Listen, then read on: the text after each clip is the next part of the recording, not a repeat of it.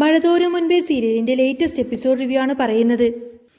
അങ്ങനെ ഹരിയാണെങ്കിൽ വലിയൊരു പ്ലാൻ തയ്യാറാക്കുന്നുണ്ട്. ശരണ്യെ എങ്ങനെയെങ്കിലും തന്റെ അടുത്തേക്ക് വരുത്തണം.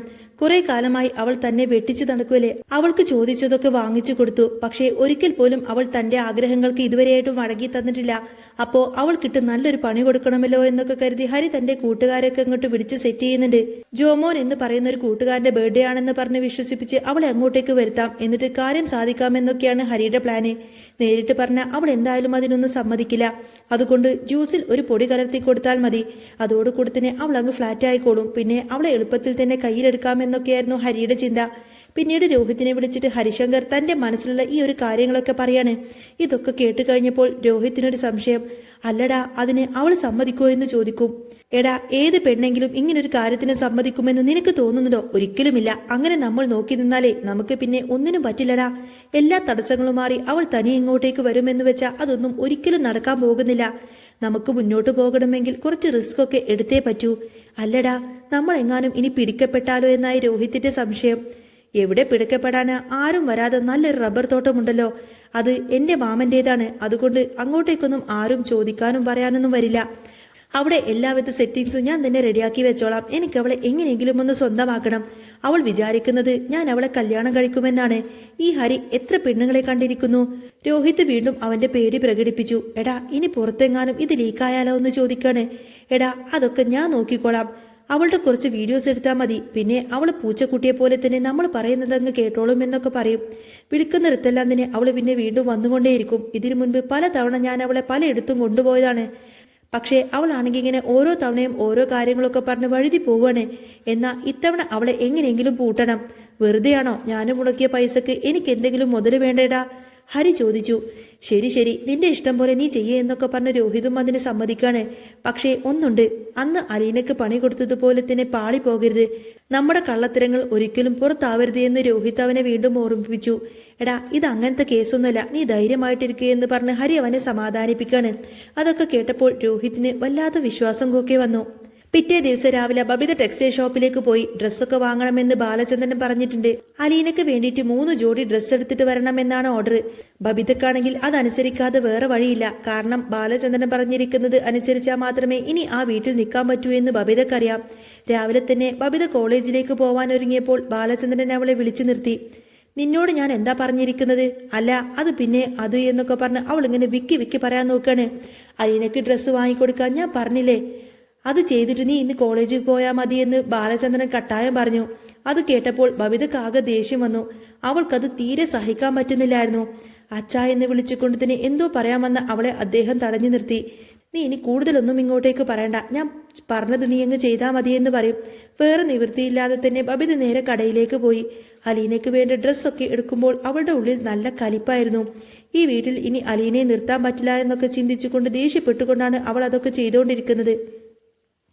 അങ്ങനെ ഡ്രസ്സുമായി വന്നപ്പോൾ അവിടെ ബാലചന്ദ്രൻ ഉണ്ടായിരുന്നു. അദ്ദേഹം അലീനയെ വിളിപ്പിച്ചിട്ട് ആ ഒരു ഡ്രസ്സ് അവളുടെ കയ്യിലേക്ക് കൊടുത്തു. അലീന അത് വാങ്ങി മുറിയിലേക്ക് പോയപ്പോൾ ബാലചന്ദ്രൻ ബബിതയോട് പറഞ്ഞു, നീ ഒന്ന് ഓർത്തോ, ഇനി മേലാൽ ഇങ്ങനെ ഓരോ ദ്രോഹങ്ങളെങ്ങാനും നീ ചെയ്യാൻ പോയാലുണ്ടല്ലോ, ഇങ്ങനെയൊന്നും ആയിരിക്കില്ല എന്റെ പ്രതികരണം. അത് കേട്ടപ്പോൾ ബബിതയ്ക്ക് വീണ്ടും അങ്ങ് ദേഷ്യം കൂടി. അച്ഛൻ എന്ത് പറഞ്ഞാലും എനിക്ക് അവളോടുള്ള പക മാറാനൊന്നും പോകുന്നില്ല. എനിക്കൊരു തക്കം കിട്ടിയാൽ ഞാൻ ഇനിയും അവളെ ഉപദ്രവിക്കുമെന്ന് അവൾ തറപ്പിച്ചു പറയാണ്. നീ എന്താണ് ഈ തർക്കത്തരം പറയുന്നു എന്നൊക്കെ ചോദിച്ചുകൊണ്ട് തന്നെ ബാലചന്ദ്രൻ അങ്ങ് ദേഷ്യപ്പെട്ടു. നിങ്ങളൊക്കെ ഓർത്തുകൊണ്ടാണ് ഞാൻ ഈ കുടുംബവുമായി മുന്നോട്ട് പോകുന്നത്. എല്ലാവരെയും അടിച്ചു പുറത്താക്കി എങ്ങോട്ടെങ്കിലും ഇറങ്ങിപ്പോവാൻ എനിക്ക് അറിയാത്തത് കൊണ്ടൊന്നുമല്ല. ഞാൻ ക്ഷമയുടെ നെല്ലിപ്പലകയിലാണ് നിൽക്കുന്നത്. എന്നെ വീണ്ടും പരീക്ഷിക്കാൻ വരരുത്. പിന്നെ മോളാണെന്നൊന്നും ഞാൻ നോക്കില്ല. അടിച്ച് ഞാൻ നിന്റെ താടിയിലങ്ങ് പൊട്ടിക്കുമെന്നൊക്കെ പറഞ്ഞ് അദ്ദേഹം അങ്ങ് ഗർജിച്ചു. ബബിതയുടെ മറുപടികൾ അദ്ദേഹത്തിന് അത്രമാത്രം ഭ്രാന്ത് പിടിപ്പിച്ചിരുന്നു. പിന്നെ എന്റെ കൺമുന്നിൽ നിൽക്കാതെ വേദം ഇവിടെ നിന്ന് പോയിക്കോ, അല്ലെങ്കിൽ പിന്നെ ഞാൻ വല്ല കടുകയും ചെയ്യുമെന്നൊക്കെ പറഞ്ഞ് ബാലചന്ദ്രൻ ദേഷ്യപ്പെടുന്നതോടുകൂടി തന്നെ ബബിത അവിടെ നിന്നും ഇറങ്ങിപ്പോയി. അവൾക്ക് കോളേജിൽ പോകാനൊന്നും തന്നെ തോന്നിയിരുന്നില്ല. അവൾ നേരെ വൈജയന്തിയെ കാണാനാണ് പോയത്. ആ സമയത്തിനെ അലീന വന്ന് ബാലചന്ദ്രനോട് പറയുന്നത്, അച്ഛൻ ഇങ്ങനെ ബബിതയോട് ഇങ്ങനെ ദേഷ്യപ്പെടേണ്ട കാര്യമൊന്നുമില്ലായിരുന്നു എന്ന് പറയും. എന്റെ മോളെ, ദേഷ്യം വരാത്തവർ പോലും ദേഷ്യപ്പെട്ടു പോവും അവളുടെ ഈ ഒരു സ്വഭാവം കണ്ടാലേ. അച്ഛൻ അങ്ങനെയൊന്നും പറയരുത്. അവൾക്കൊട്ടും ഇഷ്ടപ്പെട്ടില്ല. ഇഷ്ടപ്പെടണ്ട, അവൾ ചെയ്തത് നല്ല കാര്യമാണെന്ന് നിനക്ക് തോന്നുന്നുണ്ടോ എന്ന് അദ്ദേഹം ചോദിച്ചു. അതല്ല അച്ഛൻ ഇങ്ങനെ എപ്പോഴും ദേഷ്യപ്പെടുന്ന സമയത്തന്നെ അവൾ കൂടുതൽ നിർബന്ധ ബുദ്ധിയുള്ളവളായി മാറും. അച്ഛനോടുള്ള ദേഷ്യവും വൈരാഗ്യവും കൂടും. അവൾ ഇനി എന്തൊക്കെ ചെയ്യുമെന്നൊന്നും പറയാൻ പറ്റില്ല. മോളെ അങ്ങനെയൊക്കെ നോക്കിക്കഴിഞ്ഞാൽ പിന്നെ ജീവിക്കാൻ പറ്റുമോ? ഞാനല്ലേ അവൾക്ക് ചെലവിനും പഠിപ്പിനും ഒക്കെ കൊടുക്കുന്നത്. അവളുടെ അച്ഛനാണ് ഞാൻ, അല്ലാതെ അവൾ പറയുന്നത് കേൾക്കേണ്ടവനല്ല. അവൾക്ക് വേണ്ടതെല്ലാം വാങ്ങിക്കൊടുക്കുന്നത് ഞാനല്ലേ. ഇത് കേട്ടപ്പോൾ അലീന പറയുന്നുണ്ട്, അതൊക്കെ ശരിയാണച്ചാ, പക്ഷേ സ്നേഹിക്കേണ്ട സമയത്ത് സ്നേഹം കൊടുത്തു തന്നെ വളർത്തണം, അല്ലെങ്കിൽ കൈവിട്ടു പോയിച്ച് പറഞ്ഞിട്ട് കാര്യമുണ്ടാവില്ല. കൈവിട്ടു പോവുകയോ? നീ എന്തൊക്കെയാ മോളെ ഈ പറയുന്നത് എന്ന് അദ്ദേഹം അമ്പരന്നു. അന്നേരം അലീന പറയുന്നുണ്ട്, അച്ഛൻ ബബിതയെ ഒന്നുകൂടി ഒന്ന് ശ്രദ്ധിക്കണം. അവൾ എങ്ങോട്ടേക്ക് പോകുന്നു, എവിടെ നിന്ന് വരുന്നു എന്നൊക്കെ. അതെന്താ മോളെ, അതെന്താ നീ അങ്ങനെ പറയുന്നത് എന്ന് സംശയത്തോടു കൂടി ചോദിക്കാണ് ബാലചന്ദ്രൻ. അലീനയാണെങ്കിൽ അത് പറയണോ വേണ്ടയോ എന്നൊക്കെ ഇങ്ങനെ ആദ്യം ഒന്ന് ചിന്തിച്ചു മടിച്ചു നിന്നു. പിന്നീട് പറയുന്നുണ്ട്, അവളുടെ പോക്ക് അത്ര ശരിയാണെന്നൊന്നും എനിക്ക് തോന്നുന്നില്ല അച്ഛാ. അതെന്താ മോളെ എന്ന് അദ്ദേഹം ചോദിച്ചപ്പോൾ, ഞാൻ കഴിഞ്ഞ ദിവസം എറണാകുളത്ത് പോയി വന്നപ്പോൾ ഇവിടെ ഒരാളും കൂടി ഉണ്ടായിരുന്നു. ഇതിനു മുൻപ് ഞാൻ അവനെ ഇവിടെ വെച്ച് കണ്ടിട്ടുണ്ട്. ഇത് കേട്ടപ്പോൾ ബാലചന്ദ്രനാണെങ്കിൽ ഒരു ഷോക്കേറ്റതുപോലെ നിൽക്കാണ്. അദ്ദേഹത്തിന് അതൊന്നും തന്നെ സഹിക്കാൻ പറ്റുന്നില്ല.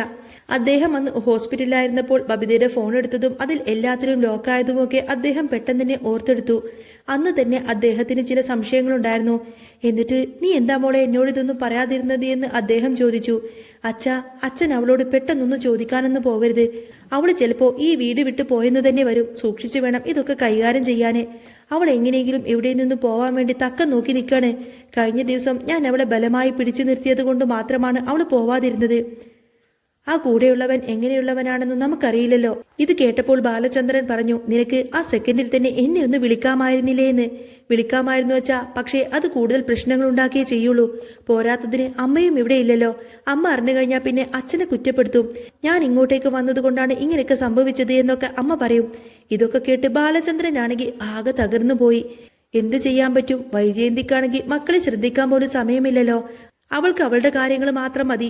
മക്കൾ എങ്ങനെ പോകുന്നു എന്ന് ഞാൻ പറഞ്ഞപ്പോഴൊക്കെ എന്റെ മക്കൾ അങ്ങനെയൊന്നും പിഴച്ചു പോകില്ല എന്നാണ് അവള് പറഞ്ഞത്.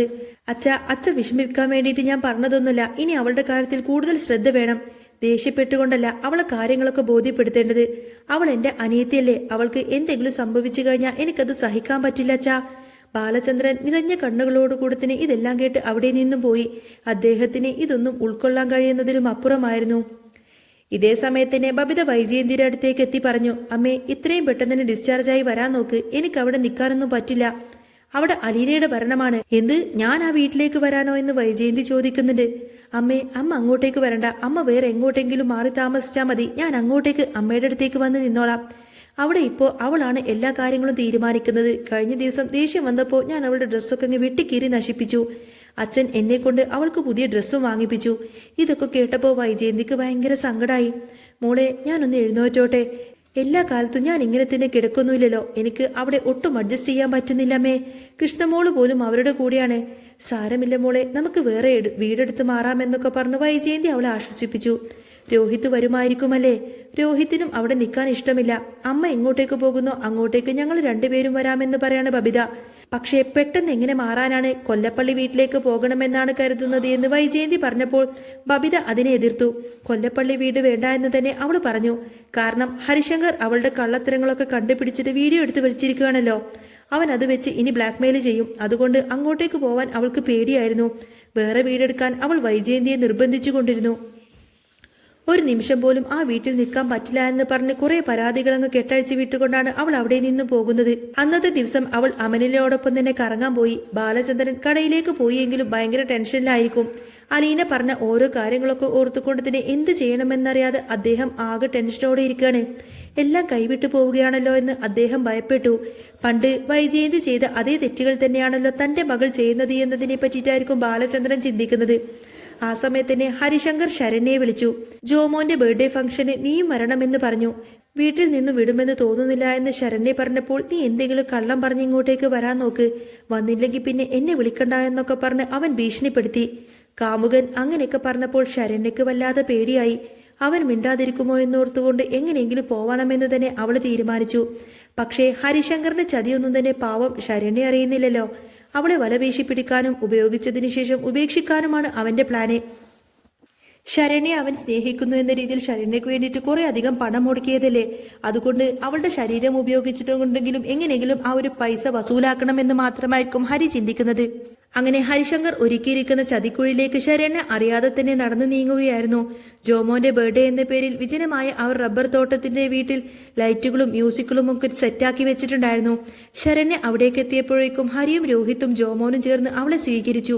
പേടിയോട് കൂടത്തിന് ചുറ്റും നോക്കിയ ശരണ്യയോട്, എടി ഇത് നമ്മുടെ ഫ്രണ്ട്സിന്റെ ഗ്രൂപ്പ് മാത്രമല്ലേ ഉള്ളൂ, നീ എന്തിനെങ്ങനെ പേടിക്കുന്നത് എന്നൊക്കെ ചോദിച്ച് ഹരി അവളെ സമാധാനിപ്പിച്ചു. പ്ലാൻ ചെയ്തതുപോലെ തന്നെ രോഹിത് കൊണ്ടുവന്ന ആ ഒരു ജ്യൂസ് ഗ്ലാസ്സിലേക്ക് ഹരി രഹസ്യമായി തന്നെ ആ ഒരു മയക്കുപൊടി കലർത്തി. ദാ ഇത് കുടിക്ക്, നിനക്ക് തളർച്ചയൊക്കെ മാറട്ടെ എന്ന് പറഞ്ഞ് ഹരി ശരണ്യക്കത് നൽകി. സംശയമൊന്നുമില്ലാതെ പാവം ശരണ്യ അത് മുഴുവൻ അങ്ങ് കുടിച്ചു തീർത്തു. നിമിഷങ്ങൾക്കുള്ളിൽ തന്നെ ശരണ്യയുടെ തല കറങ്ങാൻ തുടങ്ങി. അവൾ സോഫയിലേക്ക് അങ്ങ് തളർന്നു വീണു. ഹരിശങ്കറിന്റെ മുഖത്ത് അപ്പോൾ വിരിഞ്ഞത് ഒരു ക്രൂരമായിട്ടുള്ള ചിരിയായിരുന്നു. എന്നാൽ അവരാരും തന്നെ അറിയാതെ മറ്റൊരാൾ ആ വീടിന്റെ ജനാലക്കലുകളിൽ തന്നെ നിരീക്ഷിക്കുന്നുണ്ടായിരുന്നു. അലീനയുടെ വാക്ക് കേട്ട് മനസ്സ് അസ്വസ്ഥമായ ബാലചന്ദ്രൻ കടയിൽ ഇരിക്കാൻ കഴിയാതെ വീട്ടിലേക്ക് തിരിച്ചു വന്നു. വഴിയിൽ വെച്ച് അദ്ദേഹം കണ്ടത് അലീന പറഞ്ഞ ആ അപരിചിതനെയാണ്. അയാൾ ബബിതയുമായി സംസാരിച്ച് ബൈക്കിൽ പോകുന്നത് കണ്ട ബാലചന്ദ്രൻ തന്റെ കാറിൽ അവരെ പിന്തുടർന്നു. അവർ എത്തിയത് ഹരിശങ്കർ ശരണ്യെ എത്തിച്ച അതേ റബ്ബർ തോട്ടത്തിന്റെ അടുത്തേക്കായിരുന്നു. ബബിതയും ആ യുവാവും ചേർന്ന് ഹരിശങ്കറിന്റെ അടുത്തേക്കാണ് പോകുന്നതെന്ന് മനസ്സിലാക്കിയ ബാലചന്ദ്രൻ ആകെ ഞെട്ടിപ്പോയി. സ്വന്തം മകൾ ഇത്ര വലിയ ചതിയിൽ പങ്കാളിയാണെന്ന് അദ്ദേഹം സ്വപ്നത്തിൽ പോലും കരുതിയിരുന്നില്ല. ബബിത ഹരിശങ്കറിനോട് എല്ലാം കഴിഞ്ഞോ എന്ന് ചോദിക്കുന്നത് കേട്ട് ബാലചന്ദ്രന്റെ ഉള്ളിൽ അഗ്നിപർവ്വതം പുകഞ്ഞു. പെട്ടെന്ന് അലീനയും മനുവും അങ്ങോട്ടേക്ക് എത്തിച്ചേർന്നു. അലീന നേരത്തെ തന്നെ ശരണ്യയുടെ ഫോണിലെ ലൊക്കേഷൻ ട്രേസ് ചെയ്തിട്ടുണ്ടായിരുന്നു. അവർ എല്ലാവരും കൂടി വീട്ടിലേക്ക് ഇരിച്ചു കയറി. ബോധമില്ലാതെ കിടക്കുന്ന ശരണ്യെ കണ്ടപ്പോൾ ബാലചന്ദ്രന്റെ നിയന്ത്രണം വിട്ട് ഹരിശങ്കറിന്റെ നേരങ്ങ് പാഞ്ഞെടുത്തു. നിന്നെ ഞാൻ കൊല്ലുമടാ ചതിയാ എന്നൊക്കെ പറഞ്ഞ് അലറിക്കൊണ്ട് തന്നെ അദ്ദേഹം അവനെ അങ്ങ് ആഞ്ഞടിച്ചു. രോഹിത്തും കൂട്ടാളികളും അവിടെ നിന്നും പെട്ടെന്ന് ഓടി രക്ഷപ്പെടാൻ നോക്കിയെങ്കിലും മനു അവരെയൊക്കെ തടഞ്ഞു നിർത്തി പോലീസിനെ വിളിച്ചു. ബബിത അച്ഛനെ കണ്ട് പേടിച്ചു വിറച്ച് നിൽക്കുന്നുണ്ടായിരുന്നു. അച്ഛ ഞാൻ അത് പിന്നെ എന്നൊക്കെ പറഞ്ഞ് അവൾ എന്തോ ഇങ്ങനെ പറയാൻ തുടങ്ങിയെങ്കിലും ബാലചന്ദ്രൻ അവളുടെ മുഖത്തേക്കൊന്ന് ആഞ്ഞടിച്ചു. നിന്നെ മോളെ എന്ന് വിളിക്കാൻ പോലും എനിക്ക് അറപ്പാവുന്നു. സ്വന്തം ചോരയെ ഒറ്റ കൊടുക്കാൻ എനിക്ക് എങ്ങനെ തോന്നിയെന്നൊക്കെ ചോദിച്ച് അദ്ദേഹം ഇങ്ങനെ തേങ്ങലോട് ചോദിക്കാണ്. വൈകിട്ടാണെങ്കിലും വൈജയന്തിയും സത്യങ്ങളെല്ലാം തിരിച്ചറിഞ്ഞു. താൻ വിശ്വസിച്ചിരുന്ന മകൾ വഴി തെറ്റിയതും താൻ വെറുത്തിരുന്ന അലീനയാണ് കുടുംബത്തെ രക്ഷിച്ചത് എന്നും തിരിച്ചറിഞ്ഞ വൈജയന്തിയുടെ കണ്ണുകൾ നിറഞ്ഞു. ഹരിശങ്കറും കൂട്ടരും പോലീസിന്റെ പിടിയിലായതോടുകൂടി തന്നെ ആ ഒരു ഗൂഢാലോചന വെളിച്ചത്തായി. ശരണ്യയെ അലീനയും മനുവും ചേർന്നുകൊണ്ട് ജീവിതത്തിലേക്ക് തിരികെ കൊണ്ടുവന്നു. ബബിതയോട് ക്ഷമിക്കാൻ ബാലചന്ദ്രൻ തയ്യാറായില്ല എങ്കിലും അലീന ഇടപെട്ട് അവളെ തിരുത്താനുള്ള അവസരം നൽകണമെന്ന് അഭ്യർത്ഥിച്ചു. ഒടുവിൽ സ്നേഹവും സത്യവും ജയിച്ച ആ വീട്ടിൽ പുതിയൊരു മാറ്റത്തിന്റെ കാറ്റ് വീശി തുടങ്ങി. തകർന്നുപോയ ബന്ധങ്ങൾ കൂട്ടിച്ചേർക്കാൻ അലീനയുടെ സാന്നിധ്യം ആ വീട്ടിൽ ഒരു വലിയ തണലായി മാറുന്നതും കാണിച്ചുകൊണ്ടാണ് കേട്ടോ എപ്പിസോഡ് പൂർണ്ണമാവുന്നത്. അപ്പോൾ നിങ്ങൾക്ക് ഈ ഒരു ചാനൽ ഇഷ്ടമാവുകയാണെങ്കിൽ സബ്സ്ക്രൈബ് ചെയ്യാനും സപ്പോർട്ട് ചെയ്യാനും മറക്കല്ലേ. നെക്സ്റ്റ് വീഡിയോ ഉടനെ വരാം. ബൈ.